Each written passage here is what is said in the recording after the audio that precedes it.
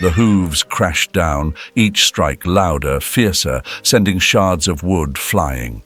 Cries of terror erupted as the crowd stumbled back, panic rising. Then, with a final, thunderous blow, the lid splintered apart, and what lay inside froze the air, leaving them in stunned, horrified silence.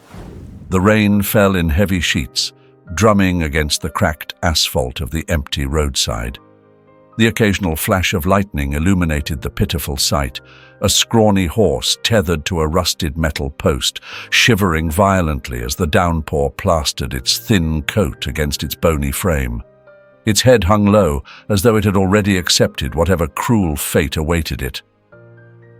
"You think I'm gonna waste my time on that bag of bones?" A gruff voice cut through the sound of the rain. The man, standing under a fraying umbrella, was shaking his head in disgust, his heavy boots splashing in the mud as he shifted his weight. His face twisted with irritation as he gestured to the horse. "Ain't even enough meat on it for the dogs, let alone anything worth my while."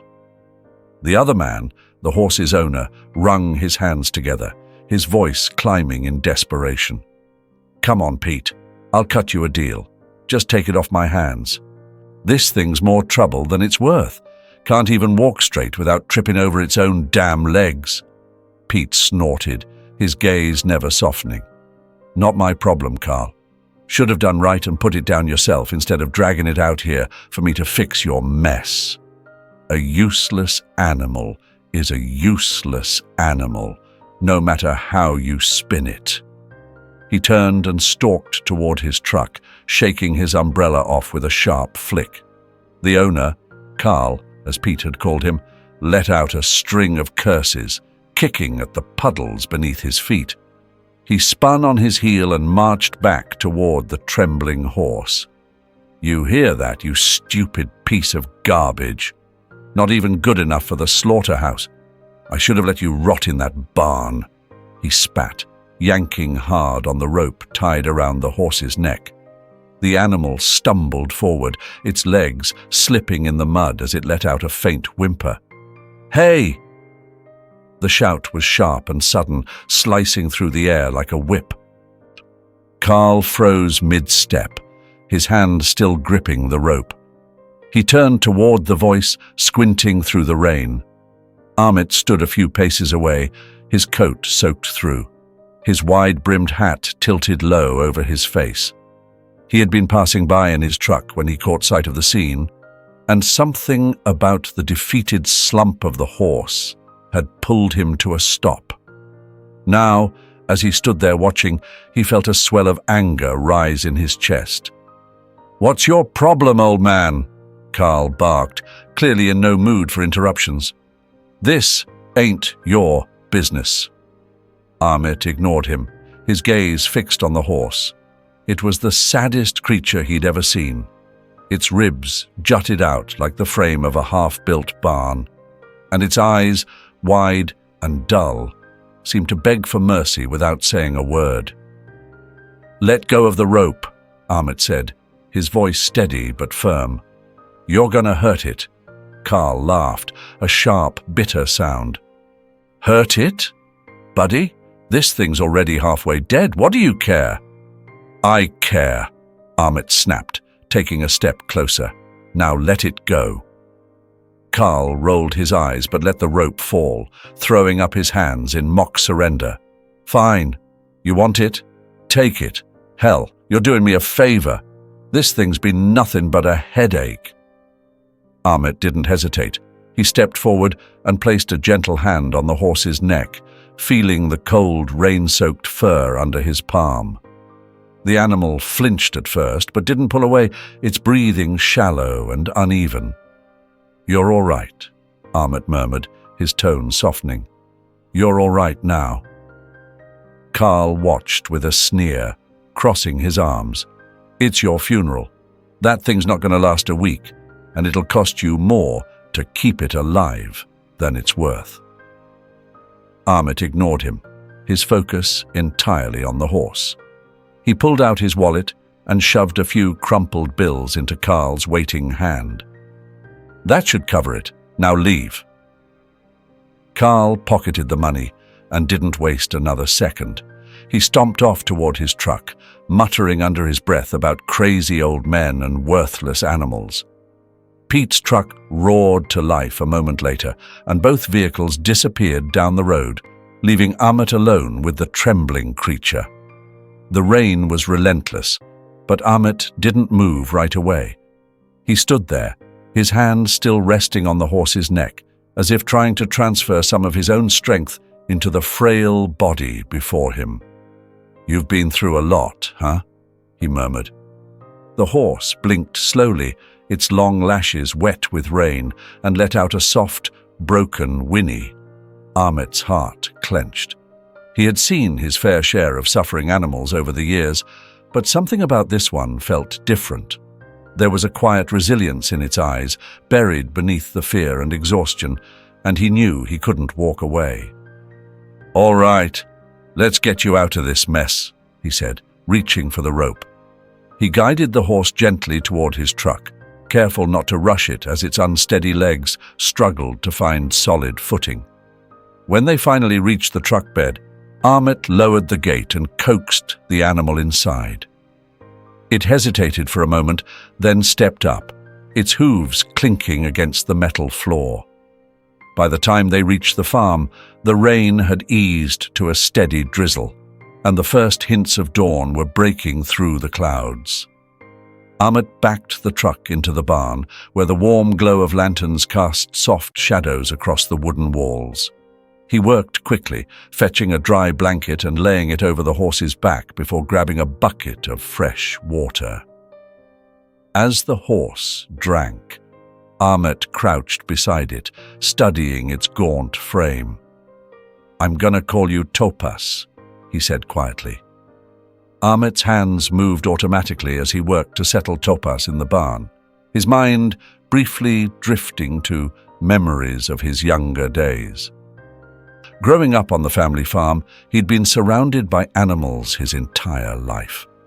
His parents had always been passionate about their care, treating each creature like a cherished member of the family.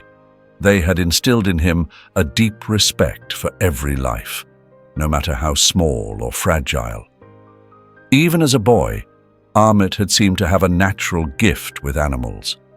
While other children played in the fields or ran through the woods, he spent his mornings in the barn, brushing the horses' manes and feeding them with hands that were always gentle. The horses, in turn, had adored him, nuzzling his shoulders and nickering softly whenever he came near. His father used to joke that Amit could charm even the most stubborn mule into obedience.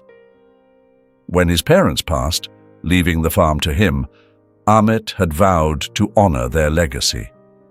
Over the years, he had turned the modest homestead into a thriving sanctuary, gaining a reputation in the community as a man who truly understood animals. But for all his experience, the sight of Topaz in such a state had still stirred a profound ache in his chest. No creature deserved to be left to suffer, and Amit wasn't about to let this one die without a fight. As the rain began to fade outside, Amit grabbed his phone and dialed the number of the local veterinarian. It didn't take long for Dr. Klein to arrive, his bag of tools clinking softly as he stepped into the barn. He was a middle-aged man with a kind face, though his expression darkened the moment he saw Topaz.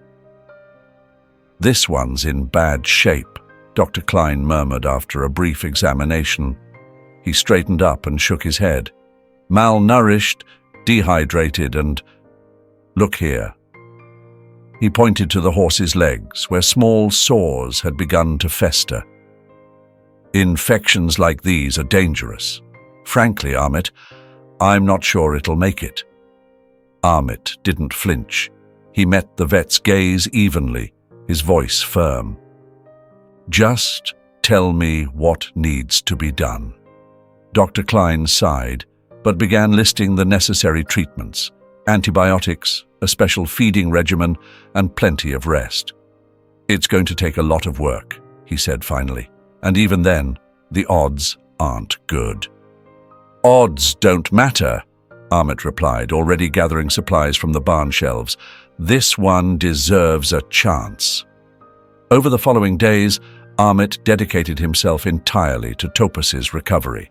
He set up a warm stall with fresh hay, ensured the horse was never without clean water, and prepared nutrient-rich meals to help rebuild its strength. Every morning and evening, he applied ointments to the sores on its legs, speaking softly to keep it calm.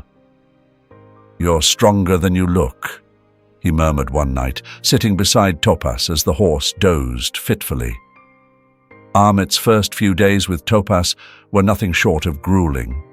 The horse, weak and malnourished, could barely stand for more than a few moments before its spindly legs began to buckle beneath its weight. Amit had fashioned a makeshift sling in the barn to support the animal while it ate, ensuring that its fragile body didn't collapse under the strain of holding itself upright.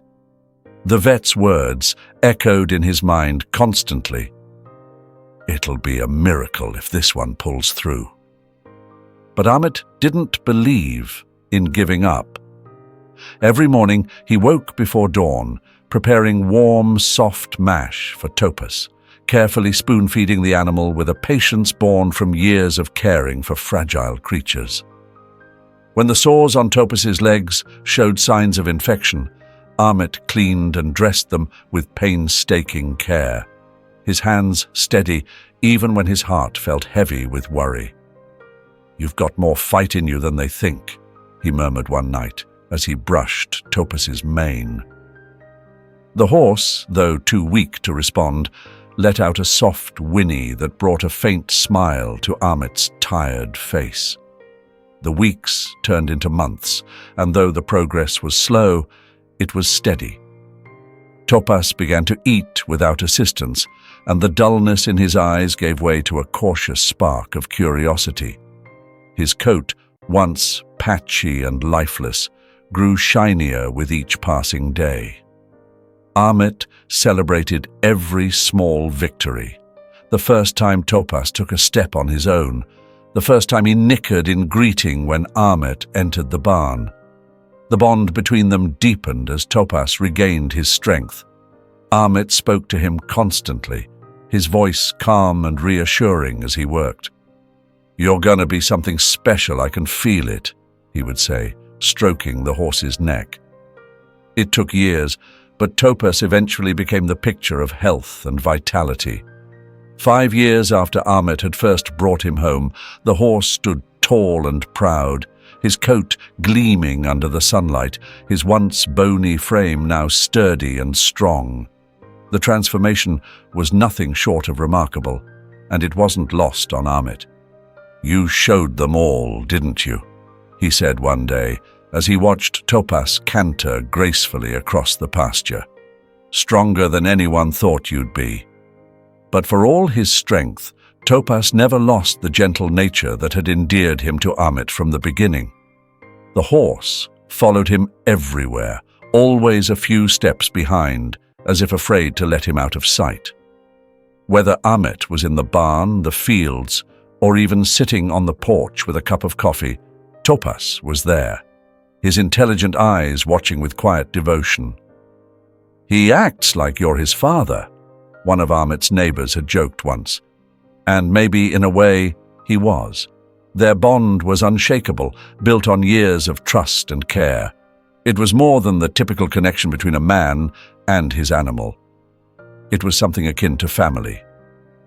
Topas seemed to sense Amit's moods, nuzzling him with a warm nose when he was feeling down or resting his head on Amit's shoulder during quiet moments. Then came Lily, the granddaughter Amit adored from the moment she was born. The girl who, like Topas, brought light and joy to his life. The summer sun hung low in the sky, casting long shadows across Amit's farm as the faint sound of a child's laughter echoed from the barn. His granddaughter, Lily, was home for her summer vacation, as she always was this time of year. For months, she'd begged her parents to bring her back to the farm, the thought of dusty trails, wide pastures, and her favorite horse Topas, pulling her through another dreary school semester in the city. Today, Like every day of her visit, she was with Topaz, brushing his coat with small, deliberate strokes. Despite his growing strength and health over the years, Topaz still stood shorter than the other horses, a fact that only endeared him more to Lily. She adored his gentle demeanor and trusted him in a way that made him her favorite companion during her stays on the farm.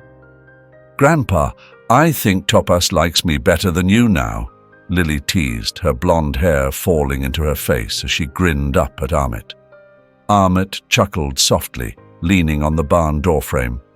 "Don't let him fool you, kiddo. He's got a soft spot for you, sure, but he knows who saved his hide." The laughter felt good, but the strain in Amit's chest didn't ease. He'd been ignoring it for weeks now, a dull ache that seemed to grow sharper every time he hauled hay or bent over to mend a fence.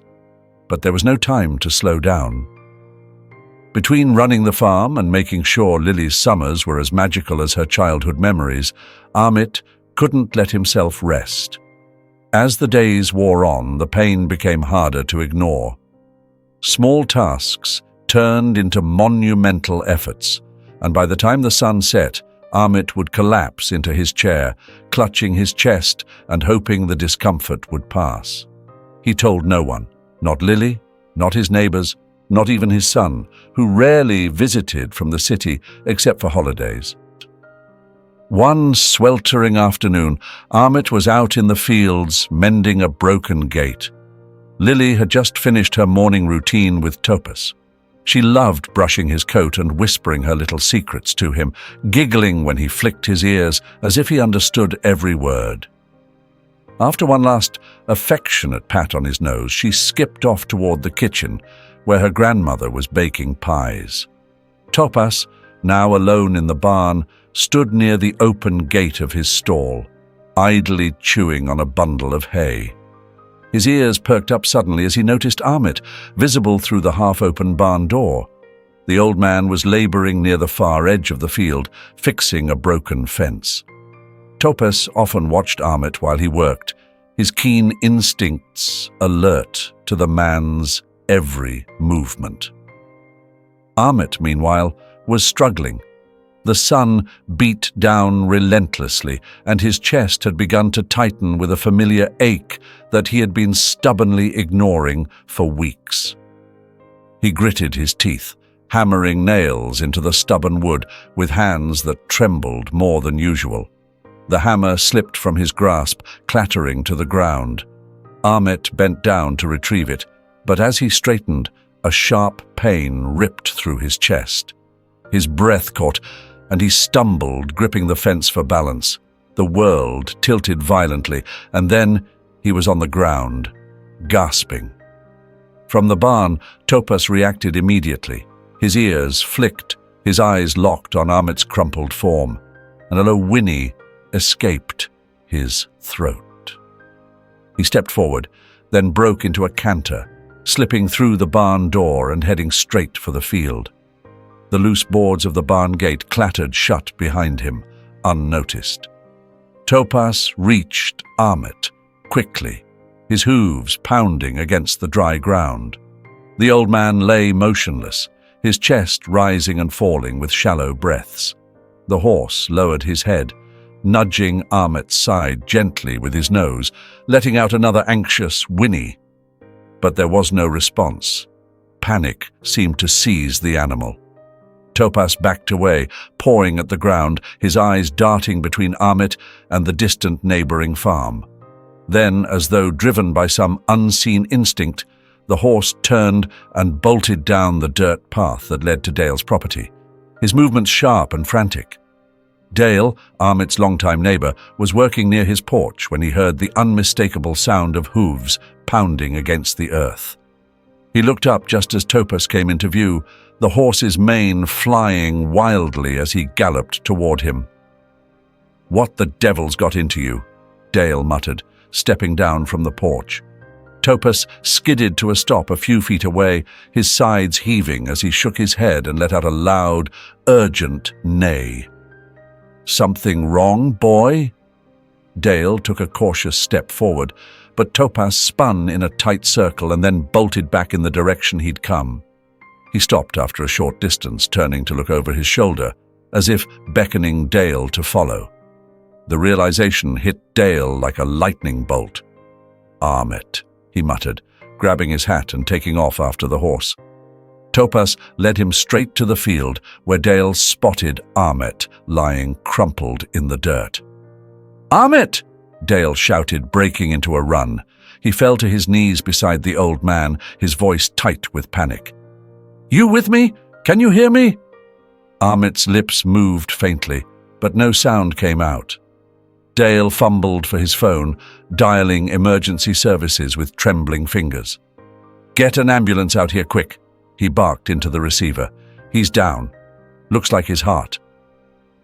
As the ambulance approached, its flashing lights cutting through the still afternoon, Dale stayed beside Armit, holding his hand and whispering words of encouragement. "Hang in there, old man. Don't you dare give up on me." Topaz stood nearby, pacing restlessly, his ears twitching at every sound. He didn't calm until the paramedics loaded Armit onto the stretcher and drove away, the siren wailing as it disappeared down the road. When Armit finally opened his eyes, the sterile white ceiling of the hospital room greeted him. His body felt heavy, and the dull ache in his chest was a constant reminder of how close he had come to disaster. Blinking slowly, he turned his head and was startled to see his son standing by the bed. "You finally decided to wake up," his son said, his voice strained with a mix of anger and relief. "Do you have any idea how close you came to killing yourself out there?" Armit's lips parted, but his son held up a hand, silencing him. "Don't even start. Dale called me as soon as they got you to the hospital. I drove out here the minute I heard." He exhaled sharply, shaking his head. "What were you thinking, Dad? You've been sick for weeks, haven't you? And instead of resting, you were out there working yourself into the ground." Armit sighed, his voice raspy when he finally spoke. "The work doesn't do itself, son. You know that as well as I do." His son's expression softened slightly, though frustration still lingered in his eyes. "You've got to take care of yourself, Dad. If not for your sake, then for Lily's. She loves this farm, and she loves you. What would she do if you weren't here anymore?" Armit's chest tightened, not from pain, but from the weight of his son's words. "I didn't mean to scare her," he murmured. "She wasn't scared because she didn't know," his son replied, a sharp edge to his voice. "Dale told me it was Topaz who went to get help. That horse of yours saved your life." Armit's eyes widened slightly. "Topaz?" "Yeah. Dale said he came tearing onto his property like a bat out of hell. Wouldn't leave him alone until he followed. If it weren't for that horse, we might not be having this conversation." A faint smile tugged at Armit's lips. "That boy's got a good head on his shoulders," he said softly. "Always did." His son let out a dry laugh, though the worry in his eyes didn't fade. "You're lucky, Dad, but don't think this gets you off the hook. When the doctors let you out of here, you're taking it easy for a while. No excuses." The days following Armit's return to the farm were quieter than usual. True to his word, he avoided heavy labor, spending most of his time supervising from a shaded chair near the barn. Lily stayed close by his side, her small hand often resting in his as they watched the horses graze. Topaz was never far away. The horse's shadow seemed to follow Armit everywhere, his calm presence a constant reminder of the bond they shared. One afternoon, as Armit sat on the porch sipping a glass of iced tea, Lily came bounding up the steps with her usual energy. "Grandpa, do you think Topaz knew you were in trouble?" she asked, her wide eyes filled with curiosity. Armit set his glass down, smiling faintly. "I don't just think, kiddo. I know he did. That horse has got more heart than most people I've met." Lily grinned. her gaze drifting to the pasture where Topaz stood grazing. "He's the best, isn't he?" Amit nodded, his smile growing. "Yeah, he is. And so are you, sweetheart." The days on the farm had always been long, but lately for Amit, they felt insurmountable. His strength wasn't what it used to be, and the dull ache in his chest had become a near-constant companion. He told himself it was just the wear and tear of old age, but the looks of worry on his family's faces said otherwise. The trip to the doctor had been little help. The young physician, barely out of medical school, had waved off Amit's concerns with a dismissive smile. "It's just the usual weariness that comes with being your age, Mr. Amit," he'd said. "Nothing to worry about. Rest more and you'll be fine." Rest wasn't something Amit was good at. The farm had been his life's work, and though he had long since handed over much of the heavy lifting, there was always something to tend to. A fence that needed mending, horses that needed feeding, fields that required attention, it all called to him. Amit's son Jonathan wasn't convinced by the doctor's reassurances. After weeks of worrying phone calls and hearing his father's voice sound weaker with each passing conversation, Jonathan and his wife Clara made a decision. They packed up their lives in the city and moved back to the farm permanently. "It's time," Jonathan had told Clara. "Dad needs us, whether he admits it or not." Clara had agreed without hesitation. She had always admired Amit's tenacity and the love he poured into his farm. But even she could see the toll it was taking on him now. The transition was smoother than Jonathan expected. Amit, though reluctant at first, eventually accepted the help. It was clear he was too tired to argue, and in a way, having his family close brought him a sense of comfort. He enjoyed watching Clara and Lily bring life to the farmhouse, their laughter filling the air as they worked side by side with him. Even with his son and daughter-in-law managing the bulk of the farm's work, Amit's health continued to decline. The ache in his chest grew sharper and he found himself out of breath after the simplest tasks. Still, he refused to show weakness. Every night, as he sat in his favorite armchair by the window, he would see Topaz's shadow appear. The horse had taken to standing by the bedroom window, his dark eyes fixed on Amit as though watching over him. It became a nightly ritual. Clara noticed it first.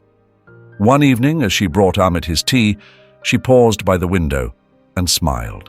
"Your boy's out there again," she said softly, nodding toward Topaz. Amit looked up and saw the familiar figure. "He's a good one," he murmured. "Knows when something's not right."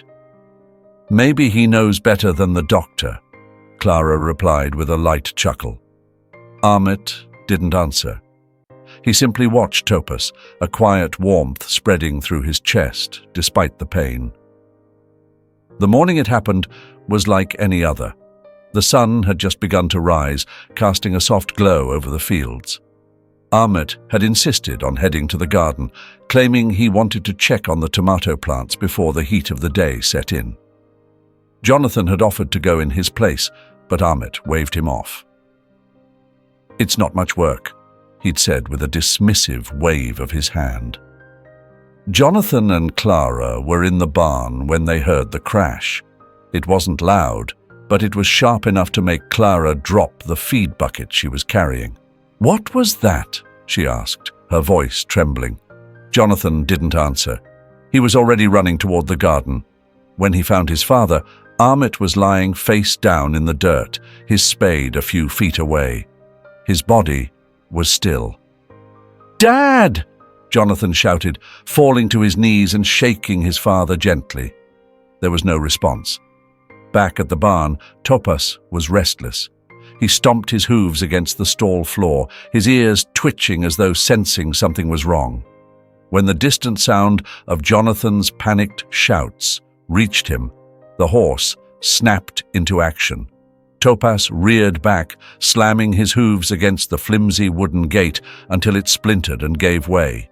He bolted out of the barn, his powerful strides carrying him toward the garden. The sight of the horse charging toward them startled Clara, who had just arrived at the scene. "Topaz!" she cried, trying to stop him. But the horse didn't slow. Topaz skidded to a stop beside Amit, lowering his head to nudge the old man's still form. His breath came in sharp bursts, his body trembling with urgency.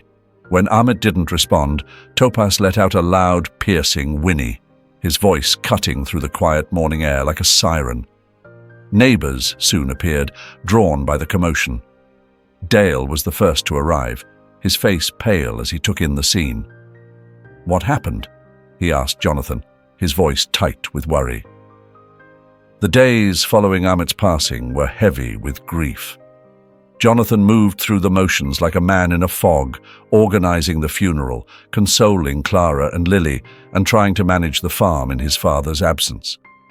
But amidst all the mourning, it was Topaz who became the greatest concern.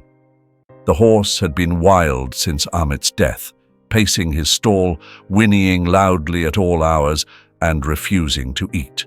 Jonathan tried calming him, bringing him treats and speaking to him in a soothing voice, but nothing worked. "It's like he knows," Clara had said quietly one evening, watching as Topaz threw his head back, letting out a sharp, mournful cry. Things came to a head the morning of the funeral. As the procession began, Topaz reared up in his stall, his hooves striking the walls with a force that made the entire barn tremble. Jonathan, already overwhelmed, decided the horse couldn't be trusted. "We have to tie him down," he said grimly to Dale, who had come to help. With considerable effort, they managed to secure Topaz with thick ropes, anchoring him to the stall. The horse thrashed violently against the restraints, his eyes wild and his nostrils flaring. "What's gotten into you, boy?" Dale muttered, shaking his head. Jonathan lingered a moment, guilt gnawing at him as he watched Topaz struggle. "I'll come back for him later," he said softly. But as he turned to leave, the horse let out a guttural, heart-wrenching sound, one that sent chills down Jonathan's spine. The funeral procession moved slowly through the farm, the wooden casket bearing Amit's body resting on a wagon drawn by two somber horses. Friends, family, and neighbors followed in silence, their heads bowed in respect. From his stall, Topaz could see the procession through the slats of the barn door. His agitation reached a fever pitch, his muscles trembling as he fought against the ropes binding him. The sound of the wagon wheels, the distant murmur of voices. It was too much. With a furious neigh, Topaz surged forward, the ropes creaking under the strain. He pulled harder, his hooves digging into the ground as he used every ounce of strength to free himself. The ropes snapped with a sharp crack, and before anyone could react, Topaz barreled out of the barn, his hooves pounding the ground like thunder. "Look out!" someone shouted as Topaz charged toward the procession. The crowd scattered, gasping and shouting in fear. Topaz ignored them all, his eyes locked on the casket at the center of the gathering. Jonathan ran forward, his heart pounding. "Stop him!" he yelled, but no one dared get in the horse's way. Topaz skidded to a halt beside the wagon, his chest heaving as he reared up on his hind legs. His hooves came crashing down onto the casket with a deafening crack. "Topaz, no!" Jonathan shouted, his voice breaking. He rushed forward, but the horse reared up again, his movements frantic and unstoppable. The second strike splintered the wooden lid, sending shards flying. The crowd gasped in unison, some covering their mouths in shock. "Get him away!" Dale yelled, trying to approach, but Topaz lowered his head, his ears pinned back, and let out a sharp, defiant snort. Then, suddenly, everything went still. The casket shifted, and a faint groan cut through the stunned silence. Jonathan froze, his eyes wide as he stared at the broken coffin. "Did you hear that?" Clara whispered, clutching Lily to her chest. Jonathan stepped closer, his breath catching in his throat. "Dad?" Inside the splintered casket, Amit's chest rose and fell in shallow, ragged breaths. His eyes fluttered open, unfocused, but unmistakably alive. He sucked in a deep, rattling gasp and coughed weakly. "It's miracle!" Someone in the crowd cried, their voice trembling. Jonathan fell to his knees beside the casket, tears streaming down his face. "Dad!" he choked out, his hands trembling as he reached for Amit. "You're alive!" Amit's gaze slowly shifted to his son, confusion flickering across his face. "What happened?" he rasped, his voice hoarse and barely audible. Jonathan turned to look at Topaz, who stood quietly now, his body trembling from exertion. The horse's dark eyes were fixed on Amit, a strange calm settling over him as though he knew his job was done. "It was him," Jonathan whispered, his voice thick with emotion. "Topaz saved you." The crowd began to murmur, their disbelief slowly giving way to awe. Dale stepped forward, his hat clutched tightly in his hands. "Never seen anything like it," he muttered, shaking his head. Clara knelt beside Jonathan, her hands still gripping Lily's shoulders. How is this possible?" she asked, her voice shaking. Amit was rushed to the hospital in the same ambulance that had been called earlier to pronounce him dead. The paramedics exchanged anxious glances as they worked to stabilize him. His breaths were shallow and his pulse was faint, but it was there, alive. Jonathan sat beside him in the ambulance, gripping his father's hand tightly, his mind spinning with disbelief and hope. The sterile fluorescent lights of the emergency room greeted them as Amit was wheeled in. Doctors and nurses surrounded him, their voices quick and urgent as they worked to revive the frail man who, only hours before, had been thought dead.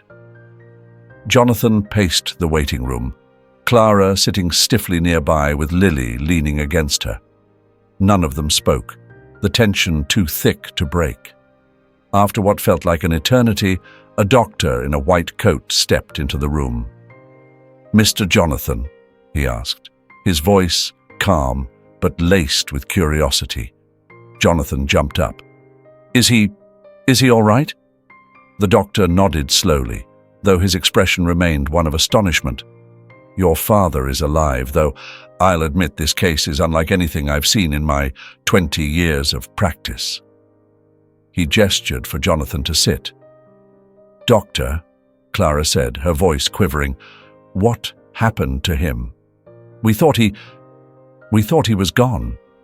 The doctor sighed, folding his arms. "Your father experienced a condition known as catalepsy.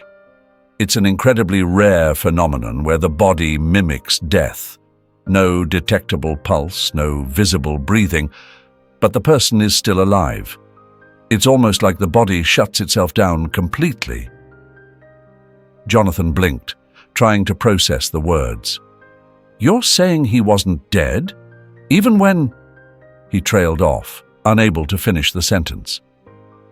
"That's exactly what I'm saying," the doctor replied, his tone softening. "It's hard to detect unless you're looking for it specifically. Many times cases like this go unnoticed until it's too late." Clara gasped, her hands flying to her mouth.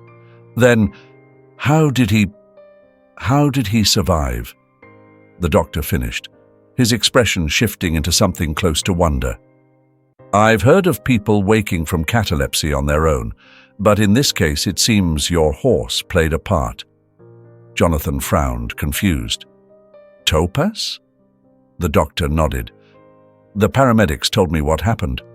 That horse breaking the coffin, it forced the kind of physical stimulation that likely shocked your father's system back into action.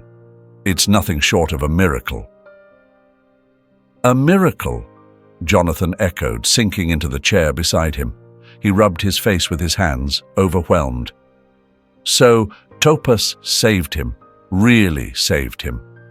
Without a doubt, the doctor confirmed.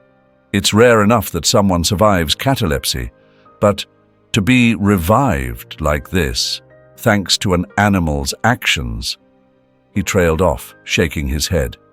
Your father is an incredibly lucky man. Jonathan was allowed to see Ahmet once the doctors had stabilized him. The old man lay in a hospital bed, pale but conscious, his eyes half open and flickering with recognition as his son approached. You're awake, Jonathan said softly, pulling a chair close to the bed. Ahmet smiled faintly, his voice a raspy whisper. Thought I'd lost my ticket, he murmured. Guess I've got a bit more to do, huh? Jonathan laughed quietly, though tears brimmed in his eyes. You scared the hell out of us, Dad. We thought you were gone. Everyone did. Ahmet nodded weakly, his gaze drifting to the window. And Topas. Jonathan leaned forward, his voice thick with emotion.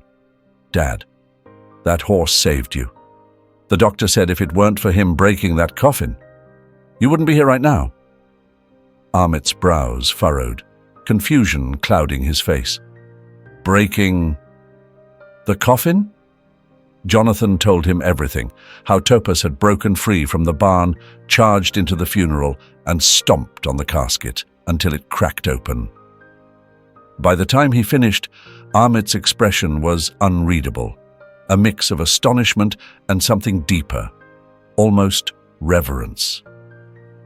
He knew, Ahmet said finally, his voice steady despite his exhaustion. That boy always knew when something was wrong. He let out a weak chuckle. Saved my life twice now. Guess I owe him more than a few carrots. Jonathan smiled, wiping at his eyes. You owe him a lot more than that. From that day forward, Topas became something of a legend in the small farming community.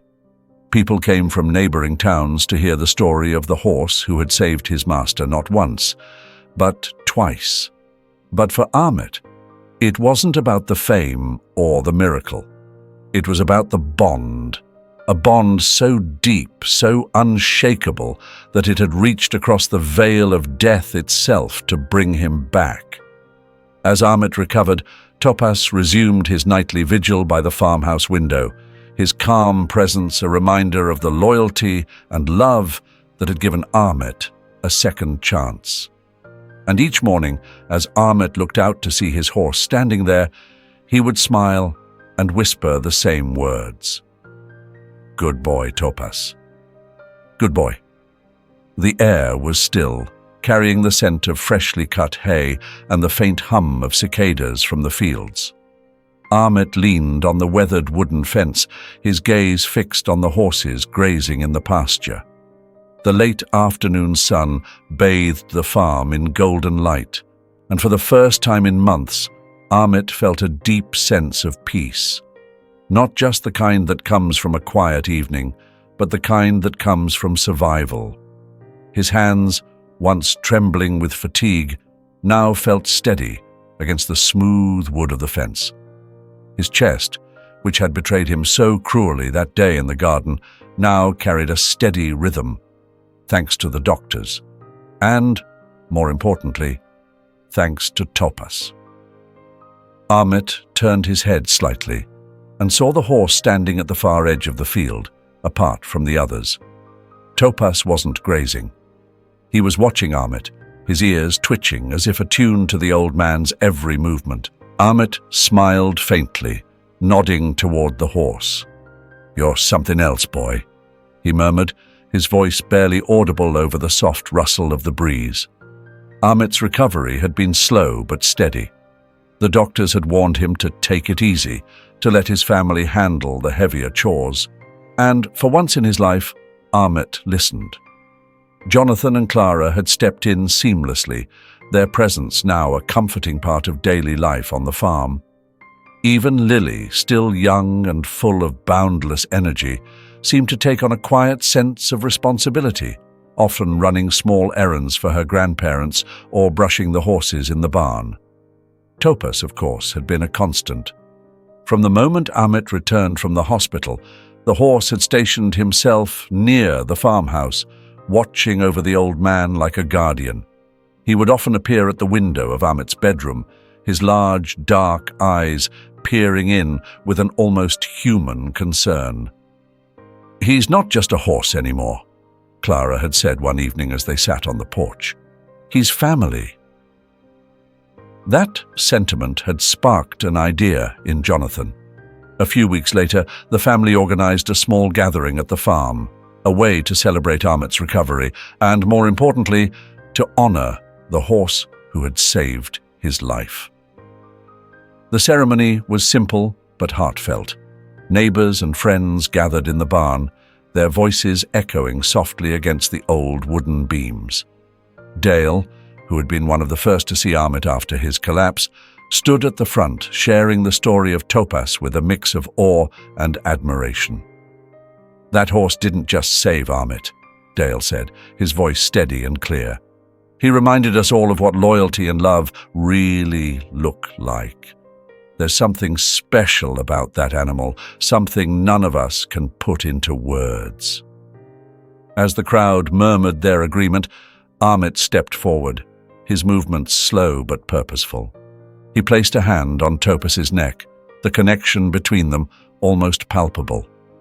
"Topaz isn't just a horse," Amit said, his voice carrying the weight of his gratitude. "He's my friend, my family, and he's the reason I'm standing here today. I'll never be able to repay him, but I'll spend the rest of my days trying." The barn filled with the sound of applause, and for a moment the air seemed lighter, the shadows softer. Word of the ceremony spread quickly through the small community, and soon strangers began showing up at the farm, eager to meet the horse who had defied the odds. Some came with gifts, sacks of grain, handmade blankets, even sketches of Topaz drawn by local artists. Others came simply to hear the story, to stand in the same space where something miraculous had happened. Amit welcomed them all, though he often felt humbled by their attention. "It's not about me," he would say, waving a hand dismissively. "It's about what Topaz taught us, about loyalty, about love, and about fighting for the people you care about." Inspired by the growing interest in his story, Amit began to dream bigger. With Jonathan and Clara's help, he expanded the farm, turning it into a sanctuary for animals in need. They built new stalls and shelters, planted more crops to feed the growing population of horses, goats, and even a few stray dogs that wandered in over the months. "Dad, are you sure about this?" Jonathan had asked one evening as they worked side by side to build a new fence. "It's a lot to take on." Amit had smiled, his hands steady as he drove a nail into the wood. "You don't get second chances like this every day, son. If we can do some good with ours, then it's worth every bit of effort." The farm quickly became a hub of activity, not just for animals but for people as well. Amit began hosting small workshops, teaching locals how to care for neglected or abused animals. He shared stories of his childhood, of the lessons his parents had taught him about the value of every life, no matter how small or frail. "It's not just about taking care of animals," he told one group of visitors. "It's about what they teach us in return: patience, trust, and how to listen without words." Topaz, of course, was the star of the show. He seemed to thrive in the attention, his calm demeanor and gentle nature drawing people to him like a magnet. Children adored him, running their hands over his sleek coat and giggling as he nuzzled their pockets for treats. As the sun set on the farm one evening, Amit and Topaz stood together at the edge of the pasture, watching as the sky turned shades of gold and crimson. The land stretched out before them, alive with the sounds of chirping crickets and the soft rustle of the breeze. Amit reached out, resting a hand on Topaz's neck. "We've been through a lot, haven't we, boy?" he murmured. Topaz let out a soft huff, his warm breath brushing against Amit's arm. "Funny how things work out," Amit continued, his gaze fixed on the horizon. "I thought I was saving you all those years ago. Turns out you were saving me all along." The horse nudged Amit gently, and for a moment the old man closed his eyes, letting the peace of the moment settle over him. In the distance, the lights of the farmhouse glowed warmly, a beacon of life and love. Amit knew that whatever time he had left, he would spend it here, surrounded by his family, both human and animal. As the stars began to dot the sky, Amit and Topaz stood side by side, their silhouettes framed against the fading light. It was a picture of resilience, of hope, and of the unbreakable bond between a man and his horse. And in that quiet, golden hour, the future felt bright, full of promise and possibilities. Wow, what a journey, right? This story, while not based on real events, feels so real because of the powerful emotions and lessons it brings to life. It's not just a tale about a man and his horse. It's about resilience, loyalty, and the bonds we build that transcend words. Amit and Topaz remind us of the incredible connection between humans and animals. Through their journey, we see how love and determination can transform even the most hopeless situations. Amit's unwavering belief in Topaz despite the odds teaches us about compassion, about seeing value in those who may seem broken or forgotten. And Topaz? His actions are a testament to the unspoken strength of loyalty and trust. This story really pulls at the heartstrings, doesn't it? It makes us think about the relationships in our lives, the people or animals who stand by us through thick and thin. It challenges us to reflect on how we treat others, especially those who are vulnerable or in need of a helping hand.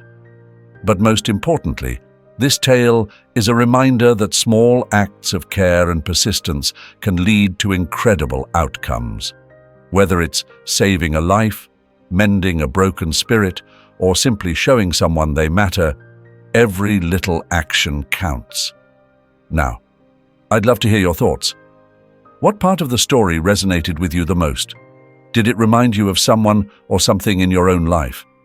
Let me know in the comments. I really want to know your take on it.